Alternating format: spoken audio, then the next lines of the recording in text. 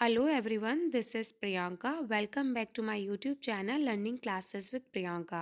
कैसे हैं दोस्तों आप सभी? आई होप फ्रेंड्स आप सभी अच्छे होंगे और अपनी अच्छे से तैयारियां कर रहे होंगे। फ्रेंड्स, एमएड फर्स्ट सेमेस्टर के एग्ज़ाम्स के लिए अब ज़्यादा टाइम नहीं बचा है, तो आप अपनी स्टडी स्टार्ट कर दीजिए।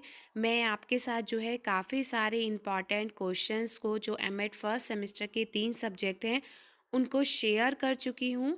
अगर आप लास्ट टाइम पे प्रिपरेशन कर रहे हैं, तो अगर आप उन क्वेश्चंस को भी करके जाएँगे तो इनफ होगा, आप काफ़ी हद तक एग्ज़ाम्स क्रैक कर सकते हैं।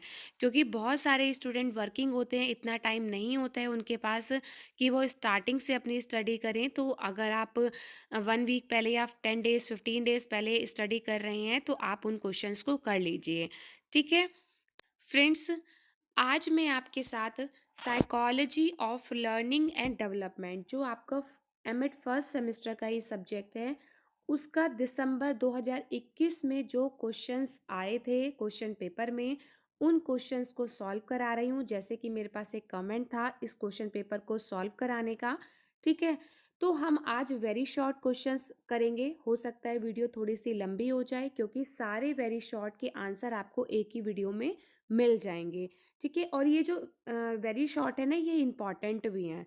ठीक है, ये 2-3 बार पहले भी रिपीट हुए हैं, तो इसलिए अच्छे से पढ़िएगा, ध्यान से पढ़िएगा, ताकि आपका कॉन्सेप्ट क्लियर हो जाए, आपको दोबारा ना देखना पड़े। ठीक है, और आप हेडिंग्स को लर्न कर लीजिए। अगर लास्ट टाइम पर पढ़ रहे हैं तो बस कॉन्सेप्ट समझिए, जो भी क्वेश्चन है जैसे उसका इंट्रोडक्शन है या मीनिंग है उसको समझिए, और उसके बाद उनकी जो भी कैरेक्टरिस्टिक्स है, नेचर है, स्कोप है, जो भी उनके साथ रिलेटेड कुछ भी पूछा गया है, तो आप उसकी हेडिंग्स को पढ़ लीजिए, सो दैट आप सारे क्वेश्चंस को अच्छे से प्रिपेयर कर सके। हेडिंग याद होगी तो आप अंदर की लाइंस को ना अच्छे से लिख सकते हैं। ठीक है, तो फ्रेंड्स, अगर आपको वीडियो अच्छी लगे तो वीडियो को लाइक शेयर एंड कमेंट कर दीजिएगा, अपने फ्रेंड्स को भी शेयर कीजिएगा ताकि उनका भी कोई फ़ायदा हो जाए। ठीक है, और अगर चैनल से नए जुड़े हैं तो सब्सक्राइब कर लीजिएगा लर्निंग क्लासेस विद प्रियंका को। ठीक है, आपको इसकी पीडीएफ चाहिए होगी तो पीडीएफ मेरे टेलीग्राम चैनल पर मिल जाएगी। ठीक है, तो देखिए आपके टोटल जो है 5 क्वेश्चंस आते हैं, जिसमें से आपको 4 करने होते हैं। ठीक है, और एक जो है आपका 4 मार्क्स का होता है, और आपको 4 मार्क्स का आंसर 1 से 1.5 पेज में लिखना होता है। जो 8 नंबर का होगा वो आप 2 से 3 पेज में लिखेंगे, और 4 नंबर का 1 से 1.5 पेज में। इससे ज़्यादा आपके पास टाइम भी नहीं होता, और कॉपी का पेज भी टोटल आपको 28 ही मिलते हैं। 28 पेजेस की कॉपी होती है। मैंने पूरी एक वीडियो बनाई हुई है कि एमएड की कॉपी कितने पेजेस की होती है, कैसे आप एंड मोमेंट पर प्रिपरेशन करें और किस तरीके से कॉपी में लिख के आएँ। ठीक है, आपने अगर वो वीडियो नहीं देखी है तो आप देख लीजिएगा, आपको बहुत हेल्प मिलेगी कॉपी को लिखने में। ठीक है, तो चलिए स्टार्ट करते हैं। टोटल हमारे, जैसे कि मैंने कहा, 5 क्वेश्चन है, पढ़ लेते हैं कौन-कौन से हैं। पहला है कि एक शिक्षक के लिए शिक्षा मनोविज्ञान का ज्ञान आवश्यक है, क्यों? नेक्स्ट, अभिवृत्ति एवं रुचि के प्रत्ययों को परिभाषित कीजिए। नेक्स्ट है, ब्रूनर द्वारा बताई गई संज्ञात्मक विकास की अवस्थाओं की व्याख्या कीजिए। फोर्थ वन इज, व्यक्तिगत विभिन्नताओं का शैक्षिक उपयोगिता क्या है, और शिक्षा मनोविज्ञान की प्रकृति की व्याख्या कीजिए। देखिए, एक्सप्लेन द नेचर ऑफ जो एजुकेशन साइकोलॉजी है, ये आपसे लॉन्ग क्वेश्चन में भी पूछा गया है। मैं आपको दिखा देती हूँ यहाँ पर, देखिए कि explain the nature and scope of educational psychology. देखिए, नेचर भी पूछा है, स्कोप भी पूछा है, तो इसको हम लॉन्ग क्वेश्चन के पॉइंट ऑफ व्यू से नेक्स्ट वीडियो में प्रिपेयर करेंगे। ठीक है, तो सबसे पहला क्वेश्चन क्या था हमारा कि the knowledge of educational psychology is essential for a teacher, why, कि एक शिक्षक के लिए शिक्षा मनोविज्ञान का ज्ञान आवश्यक है, क्यों? अगर आप जान लो कि एजुकेशनल साइकोलॉजी क्या है, तो आप लिख सकते हो बहुत अच्छे से कि टीचर के लिए वो क्यों आवश्यक है। ठीक है, तो देखिए, एजुकेशनल साइकोलॉजी जो है 2 वर्ड से मिलकर बना है, एजुकेशन प्लस साइकोलॉजी। ठीक है, जो पूरा ब्रीफ डिस्क्रिप्शन होगा वो तो हम लॉन्ग क्वेश्चन में देखेंगे। एज अ कॉन्सेप्ट आपका क्लियर हो जाए, मैं इसलिए आपको यहाँ पे समझा रही हूँ, ताकि आप अगर इससे रिलेटेड कोई भी क्वेश्चन आए तो आप उसको अटेम्प्ट कर सकें। ठीक है, तो देखिए, एजुकेशन प्लस साइकोलॉजी हो गया। तो साइकोलॉजी का मतलब क्या होता है? साइकोलॉजी का मतलब होता है ह्यूमन माइंड की स्टडी करना, या मेंटल एक्टिविटीज़ की स्टडी करना। जब साइकोलॉजी में मतलब मनोविज्ञान में ह्यूमन माइंड की स्टडी और मेंटल एक्टिविटीज़ की स्टडी की जाती है ना, तो उसको कहते हैं साइकोलॉजी मतलब मनोविज्ञान। अब एजुकेशन क्या होती है? एजुकेशन तो आई थिंक सभी जानते होंगे, ठीक है? एक व्यक्ति जो है, एक बच्चा बहुत सारी एबिलिटीज़ के साथ पैदा होता है, ठीक है? तो एजुकेशन का काम क्या होता है? मतलब हर बंदे में क्वालिटी होती है, हर व्यक्ति अपने आप में यूनिक होता है, ठीक है? तो हर काबिलियत के साथ वो जन्म लेता है, पर उन काबिलियत का हमें कैसे पता चलेगा? एजुकेशन जो है उन काबिलियत को मतलब उन एबिलिटीज़ को बाहर लाने में हेल्प करती है, ठीक है? एजुकेशन जो है व्यक्ति का जो है सर्वांगीण विकास करती है मतलब ओवल और डेवलपमेंट करती है, ठीक है? अब अगर हम एजुकेशन प्लस साइकोलॉजी को जोड़ दें तो हमारा वर्ड बनता है शिक्षा मनोविज्ञान मतलब एजुकेशनल साइकोलॉजी। तो साइकोलॉजी में जैसे हमने पढ़ा कि ह्यूमन बिहेवियर और मेंटल एक्टिविटीज़ की स्टडी की जाती है, तो एजुकेशनल साइकोलॉजी जो है, तो माइंड और बिहेवियर से रिलेटेड जो भी प्रॉब्लम होती है एजुकेशनल साइकोलॉजी में जो है उसकी स्टडी की जाती है, ठीक है? कि उन प्रॉब्लम्स को दूर करने की कोशिश की जाती है ताकि बच्चा अच्छे से सीख सके, टीचर अच्छे से समझा सके, ठीक है? टीचर अच्छे से पढ़ा सके, ठीक है? तो एजुकेशनल साइकोलॉजी क्या करती है? उन प्रॉब्लम का सॉल्यूशन देती है। एजुकेशन प्रॉब्लम का सॉल्यूशन कौन दे रहा है? Educational psychology. और कौन सी प्रॉब्लम? जो व्यक्ति की ह्यूमन बिहेवियर से और मेंटल एबिलिटीज से रिलेटेड होती है, ठीक है? अगर आप ये समझ गए तो अब आप आगे भी क्वेश्चन अच्छे से समझ जाएंगे। तो सबसे पहला क्या है कि हमें थोड़ा-सा तो लिखना होगा। देखिए पॉइंट स्टार्ट करने से पहले कि educational psychology is an important branch of psychology, कि शैक्षिक मनोविज्ञान मनोविज्ञान की एक महत्वपूर्ण शाखा है that focus on the development of children, जो बच्चों के विकास पर केंद्रित है। It study the factor that affect the growth and development of individual, कि यह उन कारकों का अध्ययन करता है जो व्यक्तियों की वृद्धि और विकास को प्रभावित करते हैं। It helps educator understand what student need to succeed at school and at home. यह शिक्षकों को यह समझने में हेल्प करती है कि छात्रों को स्कूल और घर पर सफल होने के लिए क्या चाहिए। जैसे कि मैंने आपको कहा कि आपको 1 से डेढ़ पेज में लिखना है, तो मैंने आपको 6 से 7 हेडिंग हर क्वेश्चन में बताई है, ठीक है? अगर आप जितनी देख लीजिएगा कि कितना आपके पास टाइम है और कितनी हेडिंग्स आप लिख सकते हैं 1 से डेढ़ पेज में, ठीक है? तो आप उतनी ही करके आइएगा। ज़्यादा लिखने का कोई सेंस नहीं है, ना उतने पेजेज़ मिलते हैं कॉपी के और ना ही उतना आपके पास टाइम होता है। बस ये होना चाहिए कि क्वेश्चन का जो आंसर लिख रहे हैं वो इफ़ेक्टिव होना चाहिए, मतलब टीचर्स को क्लियरली पता चलना चाहिए, प्रॉपर हेडिंग्स के साथ होना चाहिए, हेडिंग्स नहीं है तो प्रॉपर पॉइंट के साथ होना चाहिए। पूरे पैराग्राफ्स कभी भी नहीं लिखने होते, ठीक है? तो पहला है टू बी इफेक्टिव। तो देखिए जो टीचर्स की कैसे हेल्प करती है कि प्रभावी होने के लिए, मतलब कि कैसे टीचर्स के को बच्चों को ग्रो कराना है, कैसे उनको लर्न कराना है, कैसे सोचना है, कैसे सॉल्व करनी है प्रॉब्लम्स को, कि teacher should use psychology principle, कि टीचर्स को जो साइकोलॉजी प्रिंसिपल के सिद्धांत है, मनोविज्ञान के सिद्धांत है, वो यूज़ करने चाहिए कि लोग कैसे ग्रो करते हैं, कैसे बढ़ते हैं, कैसे सीखते हैं, कैसे सोचते हैं और कैसे समस्याओं का समाधान करते हैं। This help them choose teaching method that fit the school and the student, कि उसको उन्हें शिक्षण विधियाँ चुनने में हेल्प करती है, ठीक है? जो भी अच्छी टीचिंग मेथड्स होते हैं ना, तो टीचर्स की जो मनोविज्ञान है वो हेल्प करती है अच्छे टीचिंग मेथड्स को चूज़ करने में, जो स्कूल में भी फिट हो सके और जो स्टूडेंट के लिए भी फिट हो सके, मतलब जो स्कूल्स के लिए भी अच्छे हों और जो स्टूडेंट के लिए भी अच्छे हों। तो ये हेल्प करती है टीचर को अच्छे टीचिंग मेथड यूज़ करने में, ठीक है? सेकंड पॉइंट है सिलेक्शन ऑफ लर्निंग मेथड्स। तो क्या करती है एजुकेशनल साइकोलॉजी, शिक्षा मनोविज्ञान टीचर्स की हेल्प करती है सिलेक्शन करने में अच्छे लर्निंग मेथड्स का, कि बच्चों को किस चीज़ की नीड है, उनको किस अच्छे तरीके से सिखाया जा सकता है, क्योंकि हर बच्चे की क्वालिटीज़ यूनिक होती हैं।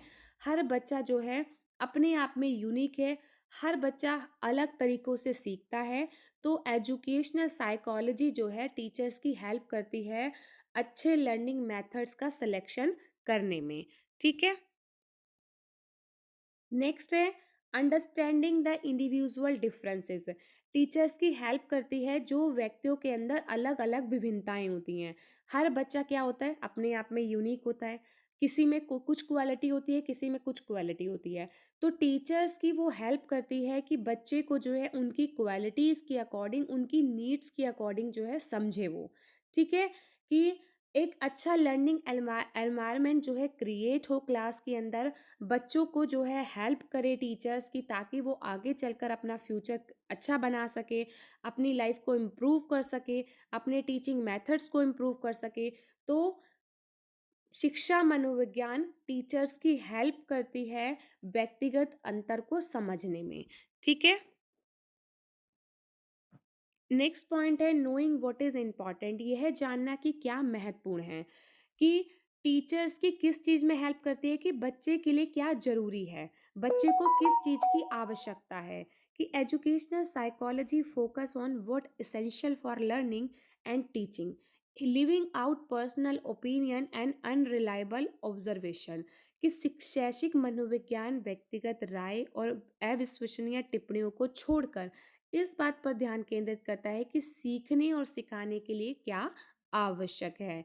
It gives teachers crucial skill and knowledge. की मतलब यह टीचर्स को जो जरूरी स्किल्स और नॉलेज होती है वो देती है, और हेल्प करती है उनको, टीचर्स को, कि ताकि वो बच्चे की नीड्स के अकॉर्डिंग हेल्प कर सकें। ठीक है, कि जिससे उन्हें बेहतर शिक्षा के लिए प्रत्येक छात्र की ज़रूरतों को समझने में मदद मिलती है। कि बच्चे की बेहतर फ्यूचर के लिए क्या ज़रूरी है, क्या उसको नीड है। तो टीचर्स की इस चीज़ को सोचने में, समझने में एजुकेशनल साइकोलॉजी हेल्प करती है। ठीक है, नेक्स्ट है fifth is building a conducive learning environment. की एक अनुकूल शिक्षण वातावरण का निर्माण करने में जो है शिक्षा मनोविज्ञान टीचर्स की हेल्प करती है। देखिए, जब एक क्लास का वातावरण अच्छा होता है तो वहाँ पर स्टूडेंट कंफर्टेबल फील करते हैं, अच्छा अच्छा सीखते हैं।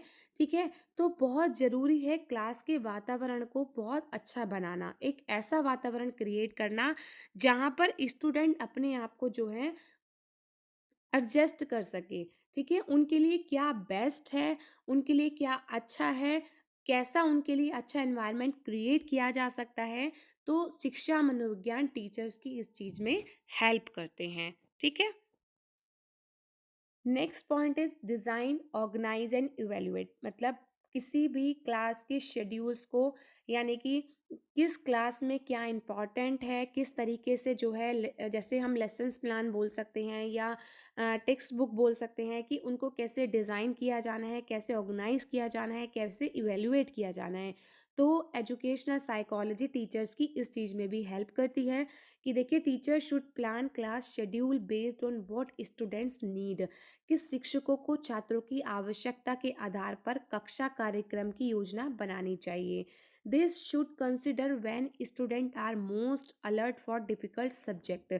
कि उन्हें इस बात पर भी ध्यान देना चाहिए कि छात्र जो है कठिन विषयों को, जो है जो कठिन सब्जेक्ट हैं, उनको सबसे ज़्यादा पढ़ने के लिए कब अलर्ट होते हैं, कब सतर्क होते हैं। This teach help teachers design organise and evaluate teaching activities effectively. इससे क्या होता है, शिक्षकों को शिक्षण गतिविधियों को प्रभावी ढंग से डिज़ाइन करने में, व्यवस्थित करने में और मूल्यांकन करने में हेल्प मिलती है।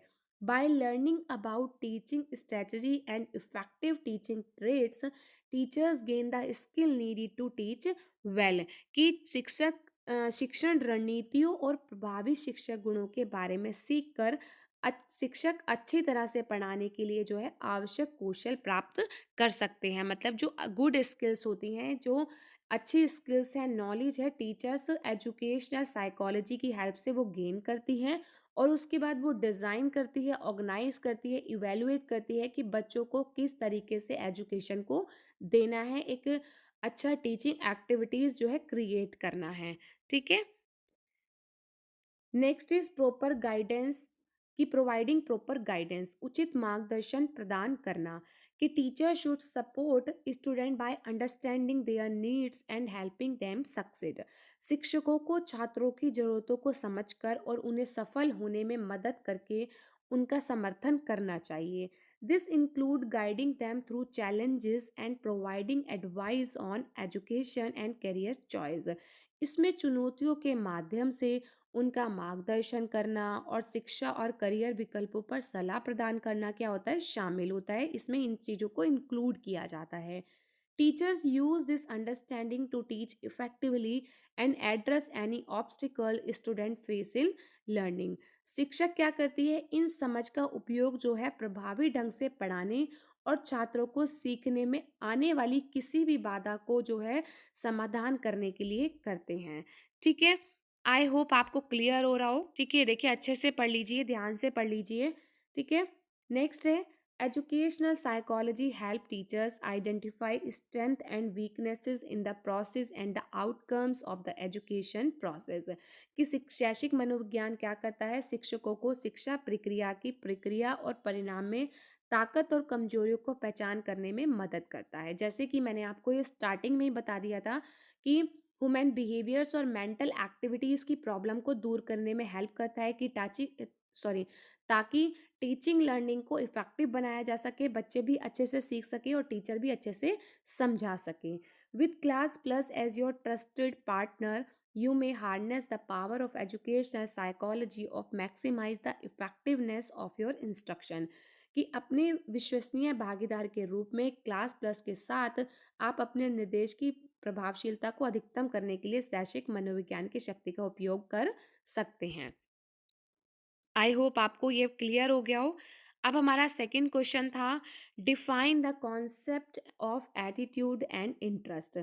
दृष्टिकोण और रुचि की अवधारणाओं को परिभाषित कीजिए। यहाँ पे दृष्टिकोण भी हो सकता है, एटीट्यूड, अभिवृत्ति भी हो सकती है और मनोवृत्ति भी आ सकता है। ठीक है, तो इस तरीके से क्वेश्चन आएगा कि अभिवृत्ति और रुचि की अवधारणाओं को परिभाषित कीजिए। तो सबसे पहले बात करते हैं एटीट्यूड। आपने बहुत बार लोगों को ऐसे कहते सुना होगा कि उसका एटीट्यूड बहुत अच्छा नहीं है, या ये एटीट्यूड होता क्या है। ठीक है, लोग बोल तो देते हैं, क्योंकि हम ऐसा तो वर्ड हिंदी में यूज़ नहीं करते ना, अभिवृत्ति आपकी। ठीक है, आपने यही सुना होगा कि एटीट्यूड बहुत अच्छा होता है उसकी तरफ, एटीट्यूड बहुत बुरा है उसका। ठीक है, तो एटीट्यूड क्या है आज अच्छे से समझिए कि attitude is a person feeling opinion और पर्सपेक्टिव अबाउट समथिंग। कि मनोवृत्ति किसी व्यक्ति या किसी चीज के बारे में फीलिंग्स मतलब भावना, राय और पर्सपेक्टिव मतलब दृष्टिकोण के बारे में है। आप किसी भी व्यक्ति के बारे में, किसी भी चीज के बारे में, किसी भी जगह के बारे में, या किसी भी कह सकते हैं किसी भी कंट्री के बारे में आपकी क्या फीलिंग है, क्या ओपिनियन है, क्या पर्सपेक्टिव है। तो एटीट्यूड उस चीज़ का होता है। ठीक है, कि वो अच्छा भी हो सकता है, वो बुरा भी हो सकता है। It is based on person experience, values, belief and emotion. कि यह व्यक्ति के अनुभवों, मूल्यों, विश्वासों और भावनाओं पर आधारित है। यह व्यक्ति के अनुभवों, मूल्यों, विश्वास और भावनाओं पर आधारित है।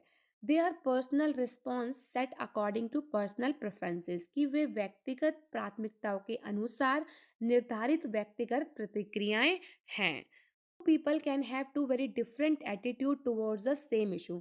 मतलब दो लोगों का एक ही प्रॉब्लम, एक ही मुद्दे पे अलग अलग दृष्टिकोण हो सकते हैं, अलग अलग प्रतिक्रियाएं हो सकती हैं। एक पर्सन मतलब एक व्यक्ति का जो एटीट्यूड है वो किसी के लिए पॉजिटिव भी हो सकता है और दूसरे व्यक्ति का एटीट्यूड दूसरे उसके लिए नेगेटिव भी हो सकता है। Attitude of a person have a strong influence over his और हर बिहेवियर। किसी व्यक्ति की मनोवृत्ति या उसके व्यवहार पर उसका गहरा प्रभाव पड़ता है। In psychology attitude are categorised into three main components. जो साइकोलॉजी के पॉइंट ऑफ व्यू से अगर हम देखें तो एटीट्यूड के थ्री मेन कंपोनेंट्स मतलब थ्री मेन घटक होते हैं। कौन कौन से होते हैं? कॉग्निटिव, अफेक्टिव और बिहेवियरल। देखिए मैंने इसको हाईलाइट किया है, आप भी एग्जाम में इसी तरीके से हाईलाइट कीजिए ताकि वो अलग से दिखाई दे कि हाँ तीन कंपोनेंट्स कौन कौन से हैं वो लिखे गए हैं। ठीक है, तो कॉग्निटिव क्या होता है? संज्ञात्मक, अफेक्टिव उत्तेजित वाला हो गया और बिहेवियर व्यवहार वाला। ठीक है, तो cognitive component is related to your thoughts and beliefs about a subject. जो मनोविज्ञान में जो संज्ञात्मक घटक होता है वो किसी विषय के बारे में आपके विचारों और मान्यताओं से संबंधित है। मतलब कोई भी व्यक्ति हो या वस्तु है, उससे रिलेटेड आपकी क्या सोच है, क्या आपका मान्यताएँ हैं, क्या बिलीव्स हैं, ठीक है? उस पे वो रिलेट करता है। नेक्स्ट अफेक्टिव जो है indicate how something makes a feel, कि उत्तेजित करने वाला इंगित इंगित करता है कि कोई चीज़ कैसा महसूस कराती है, ठीक है? कि मतलब आपने क्या देखा कि आपकी क्या सोच है, क्या मान्यताएँ हैं किसी चीज़ के लिए या किसी व्यक्ति के लिए। उसके बाद अफेक्टिव इंडिकेट में क्या हो रहा है, आपको वो फ़ील करा रही है कि आप उसके लिए कैसा महसूस कर रहे हो। बिहेवियर में क्या हो रहा है कि indicate how attitude influence your behaviour, कि जो आपका एटीट्यूड है, जो आपकी मनोवृत्ति है या अभिवृत्ति या रवैया, वो आपके व्यवहार को कैसा प्रभावित करते हैं। कि आपने जब एटीट्यूड अच्छा देखा या बुरा देखा तो उसका असर आपके व्यवहार पे कैसा पड़ रहा है, तो वो उसको इंडिकेट करता है। ठीक है, नेक्स्ट पढ़ते हैं इंटरेस्ट के बारे में।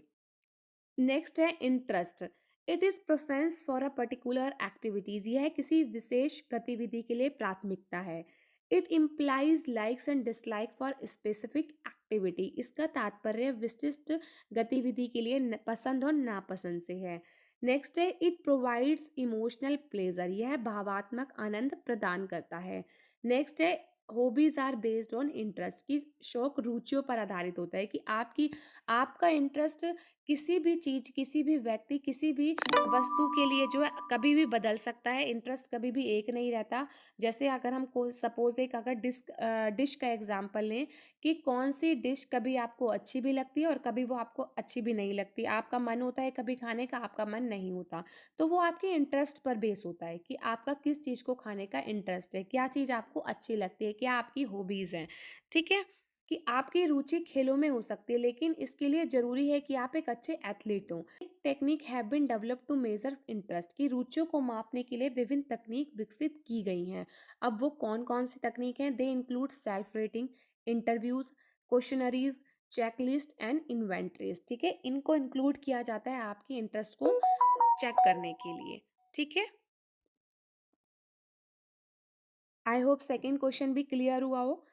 अब हम थर्ड क्वेश्चन पे चलते हैं, जो है explain the stage of cognitive development as suggested by Bruner, ठीक है? कि ब्रूनर द्वारा सुझाए गए संज्ञात्मक विकास के चरणों की व्याख्या की। तो अब आंसर क्या लिखना है और क्या उनके कॉग्निटिव डेवलपमेंट की स्टेजेस थी, वो हम आगे पढ़ते हैं। कि Bruner was concern with how knowledge is represented and organise through different modes of thinking, कि ब्रूनर को इस बात से चिंतित थे कि सोच के जो विभिन्न तरीके होते हैं, उनके माध्यम से ज्ञान को कैसे दर्शाया जाए और कैसे व्यवस्थित किया जाता है। In his research on the cognitive development of children, इनका जो पूरा नाम था वो था जेरोम ब्रूनर। इनको आप जैसे देखिए, मैंने आपको हाईलाइट करके दिखाया ब्लैक पेन से, आप ऐसे ही हाईलाइट कर दीजिएगा कि जेरोम ब्रूनर ने जो है 3 स्टेजेस दी थी, 3 स्टेजेस को रिप्रेजेंट किया था। अब वो कौन-कौन से स्टेजेस हैं? तो सबसे पहली है अनएक्टिव रिप्रेजेंटेशन। देखिए ये इनएक्टिव नहीं है, अनएक्टिव है, ठीक है? जो किस पे बेस्ड होती है? एक्शन पर बेस्ड होती है। सेकंड है आइकॉनिक रिप्रेजेंटेशन, जो इमेजिन पर बेस्ड होती है। थर्ड है सिंबॉलिक रिप्रेजेंटेशन, जो लैंग्वेज बेस्ड होती है, ठीक है?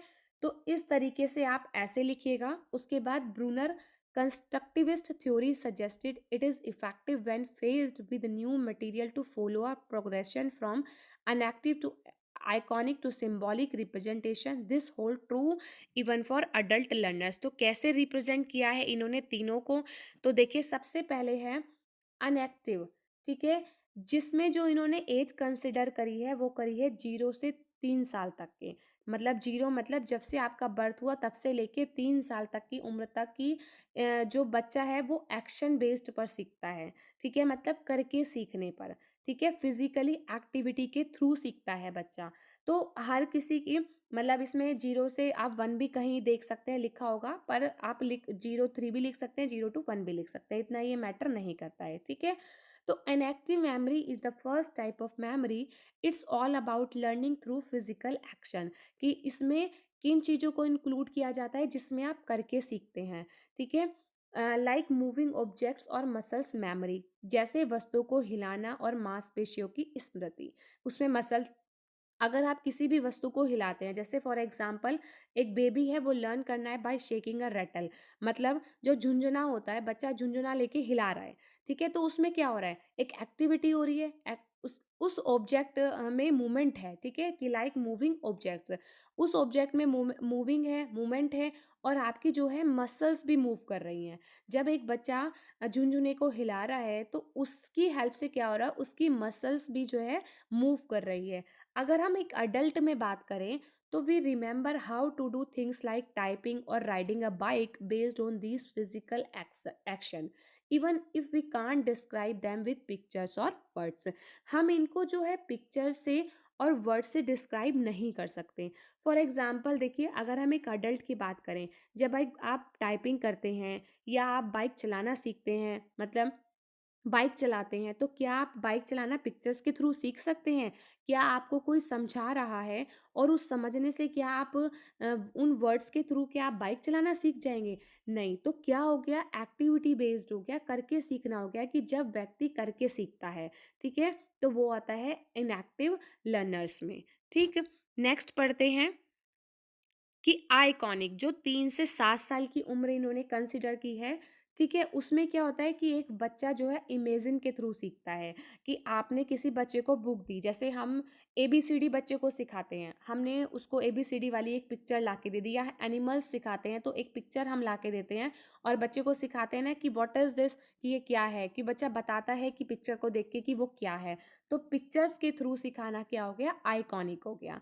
ठीक है, कि iconic memory is the second type used from ages 3 to 7. It stores information as sensory images, mostly visual ones like mental pictures. Some people are aware though of this process while others are not. It's why diagram or illustration can help when learning something new. है symbolic, 8 years onwards आता है, 8 साल से आगे का, कि symbolic memory is the last stage starting around around 8 years old, कि जो लगभग 8 वर्ष की आयु से शुरू होती है। It stores information and symbols और कोड्स लाइक लैंग्वेजेस। यह जानकारी को भाषा की तरह प्रतीकों या कोड के रूप में संग्रहित करता है। In this stage language is mainly stored as words, numbers और other symbol like musical notes, कि इस चरण में ज्ञान मुख्य रूप से संगीत नोट्स की तरह शब्दों, संख्याओं या अन्य प्रतीकों के रूप में संग्रहित होता है। Symbols can be manipulated and organized, allowing for more flexibility compared to action और images, कि कार्य और छवियों की तुलना में अधिक लचीलेपन की अनुमति देते हुए प्रतीकों को हेरफेर और व्यवस्थित किया जा सकता है। जो सिंबल्स होते हैं उनको जो है आप अपने अकॉर्डिंगली जो है उसको इधर उधर कर सकते हैं, फ्लेक्सिबल होते हैं वो, ठीक है। तो आप इसमें क्या सीखते हैं, सिंबल के थ्रू सीखते हैं, ठीक। कोड्स हो गए, लैंग्वेजेस हो गई, तो इस तरीके से सिखाया जाता है, ठीक। तो आई होप ये क्वेश्चन भी क्लियर हुआ। नेक्स्ट क्वेश्चन देखते हैं, educational importance of individual differences, कि एजुकेशन में जो इंडिविजुअल डिफरेंसेस होती हैं उसकी क्या आवश्यकताएं होती हैं। सबसे पहला है क्लास क्लासिफिकेशन, मतलब वर्गीकरण, मतलब क्लास को डिवाइड करना, जैसे जो ब्राइट स्टूडेंट्स होते हैं उनको अलग करना, जो नॉर्मल स्टूडेंट होते हैं उनको अलग करना, और जो स्लो लर्नर्स होते हैं उनको अलग करना। क्लास उस तरीके से ऑर्गेनाइज करना कि ब्राइट स्टूडेंट अलग हो, नॉर्मल स्टूडेंट अलग हो और स्लो लर्नर्स अलग हो। उनके अकॉर्डिंगली जो है उनके अकॉर्डिंगली जो है टीचर्स भी ऑर्गेनाइज्ड की जानी चाहिए, मतलब टीचर्स को भी उनके ग्रुप के अकॉर्डिंग मैच किया जाना चाहिए। टीचर्स भी उसी तरीके की होनी चाहिए कि ब्राइट स्टूडेंट के लिए मतलब टीचर्स ऐसे हों कि हर स्टूडेंट की नीड्स को जो पूरा करते हों, ठीक है। नेक्स्ट देखते हैं, साइज ऑफ द क्लास। देखिए, अगर एक क्लास में बहुत सारे बच्चे होंगे तो टीचर्स के लिए बहुत मुश्किल होगा स्टूडेंट्स को मैनेज करना, ठीक है। जो इंडिविजुअल डिफरेंसेस, जैसे कि आप जानते हैं कि हर बच्चा अपने आप में यूनिक होता है, हर बच्चे की क्वालिटीज़ अलग होती हैं, हर बच्चे की नीड्स अलग होती हैं, ठीक है। इंडिविजुअल डिफरेंसेस से मतलब यही होता है कि व्यक्ति की अलग अलग विभिन्नताएं होती हैं, अलग अलग व्यक्ति की क्वालिटीज़, नीड्स होती हैं, कि having too many student in a class makes it hard for the teacher to help everyone, कि कक्षा में बहुत अधिक छात्र होने से शिक्षकों के लिए सभी की हेल्प करना कठिन हो जाता है। It's better to have fewer student like around 20 so the teacher can pay attention to each student and help them with their problems।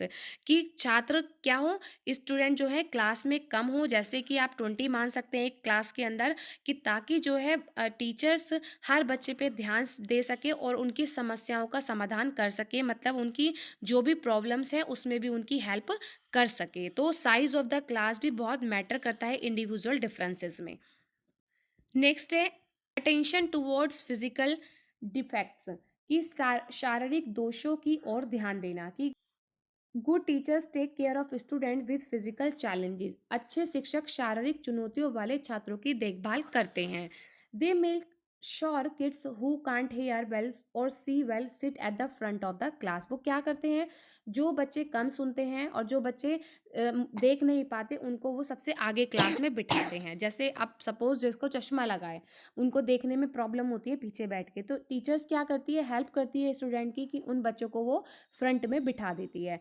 ठीक है, या बच्चों को कम सुनाई देता है। ठीक है, also having a doctor at school to check on students regularly is important. इसके अलावा क्या है, छात्रों की नियमित जांच के लिए स्कूल में एक डॉक्टर का होना भी महत्वपूर्ण है।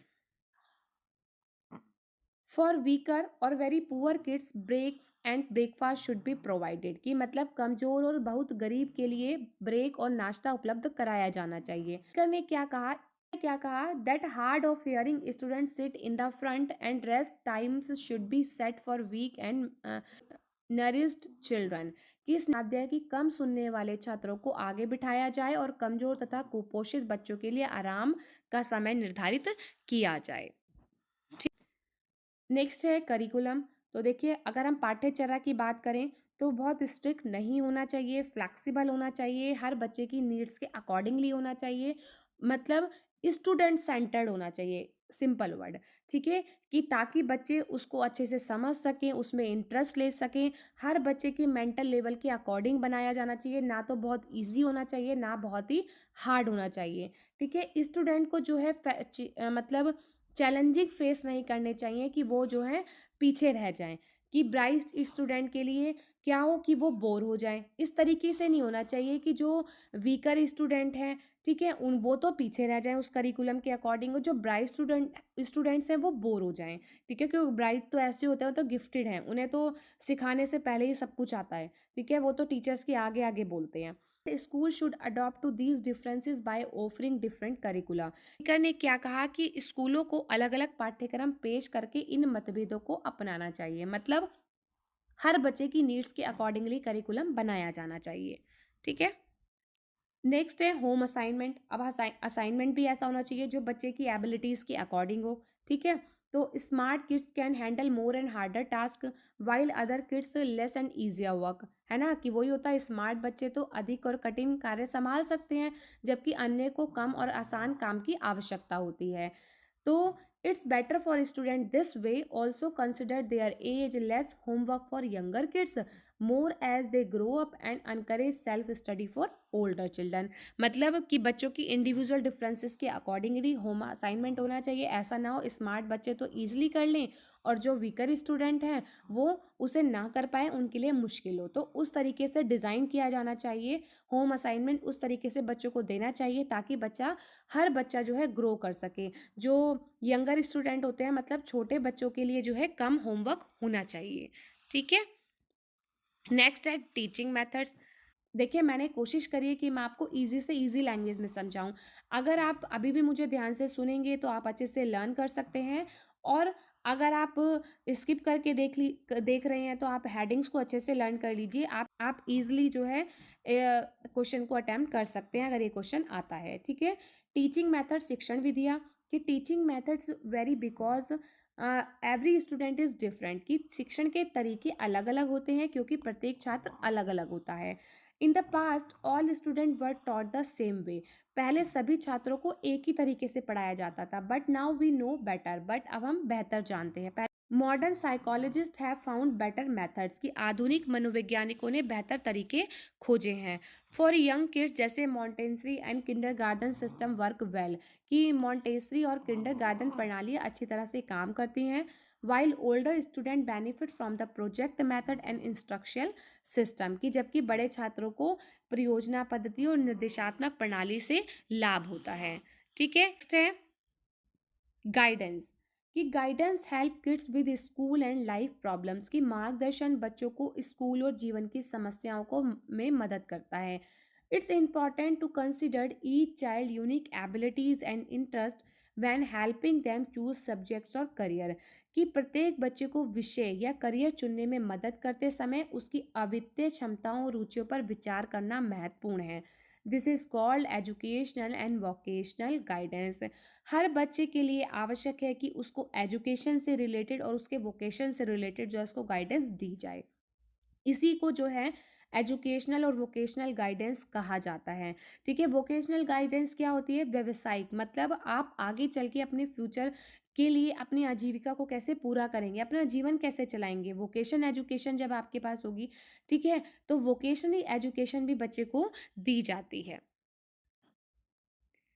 नेक्स्ट है टीचिंग एड्स, कि children have different interest so it's important to use various teaching material for different ages, की बच्चों की जो रुचियां होती हैं वो अलग अलग होती हैं, इसलिए अलग अलग उम्र के लिए विभिन्न शिक्षण सामग्रियों का प्रयोग करना महत्वपूर्ण है।